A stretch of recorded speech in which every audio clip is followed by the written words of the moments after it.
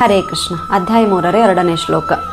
ವ್ಯಾಮಿಶ್ರೇಣೇವ ವಾಕ್ಯನ ಬುದ್ಧಿ ಮೋಹಯಸೀವ ಮೇ ತದೇಕಂ ವದ ನಿಶ್ಚಿಂತ್ಯ ಏನ ಶ್ರೇಯೋವ ಮಾಪ್ನುಯಾಮ್. ಈ ಶ್ಲೋಕನ ಅರ್ಜುನ ಕೃಷ್ಣನಿಗೆ ಹೇಳ್ತಾರ. ಅವ್ರು ಹೇಳ್ತಾರ, ಈ ನಿನ್ನ ಸಂದಿಗ್ಧಾರ್ಥದ ಮಾತುಗಳಿಂದ ನನ್ನ ಬುದ್ಧಿ ಮೋಹಕ್ಕೊಳಗಾಗ್ಬಿಟ್ಟೈತಿ. ಕೃಷ್ಣ, ದಯಮಾಡಿ ನನಗೊಂದು ಶ್ರೇಯಸ್ಕರವಾದಂಥ ಮಾರ್ಗವನ್ನು ಸೂಚಿಸು ಅಂಥೇಳಿ ಇಲ್ಲಿ ಕೇಳ್ಕೊಳ್ತಾ ಇದ್ದಾರೆ.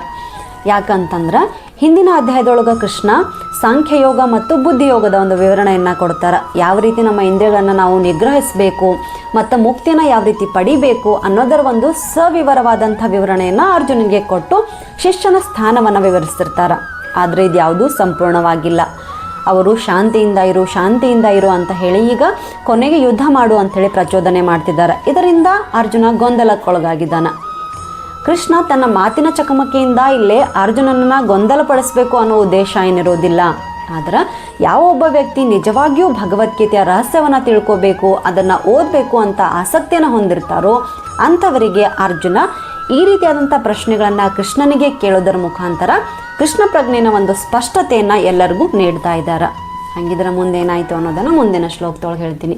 ನಿಮಗೂ ಭಗವದ್ಗೀತೆ ತಿಳ್ಕೊಳ್ಳುವಂಥ ಆಸಕ್ತಿ ಇತ್ತು ಅಂತಂದ್ರೆ ನನ್ನ ಪೇಜ್ನ ಫಾಲೋ ಮಾಡಿರಿ. ಹರೇ ಕೃಷ್ಣ.